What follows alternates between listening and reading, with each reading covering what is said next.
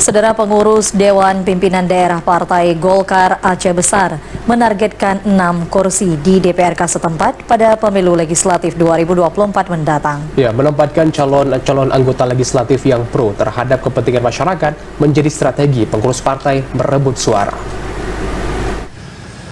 Partai Golkar Aceh Besar menargetkan 6 kursi di DPRK setempat. Menurut Ketua DPD Partai Golkar Aceh Besar, sejumlah langkah dilakukan guna merebut suara rakyat terus dilakukan pengurus Partai Golkar. Selain menempatkan calon-calon anggota legislatif terbaiknya, program yang memihak kepada kepentingan rakyat menjadi strategi meraih suara pada pemilu 2024. Ketua Golkar Aceh Besar Muhyiddin mengatakan dirinya terus berkonsolidasi dengan segenap pengurus di tingkat kecamatan agar Golkar memiliki 1 kursi di 6 daerah pemilihan di kabupaten ini. Selain memperjuangkan aspirasi masyarakat, langkah ini merupakan salah satu cara agar Golkar dapat mengusung 1 calon pada Pilkada Aceh Besar mendatang.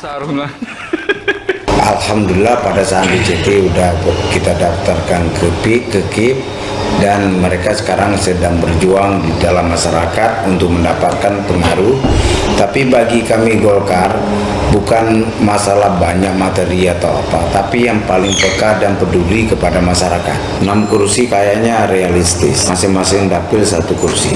Selain Sukamakmur, 23 kecamatan di Kabupaten Aceh Besar juga menyumbang perolehan suara bagi Partai Golkar.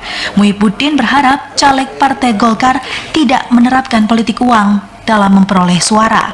Saat ini, Partai Golkar memiliki 3 dari 40 kursi di DPRK setempat sesuai hasil pemilihan calon legislatif 2019 lalu.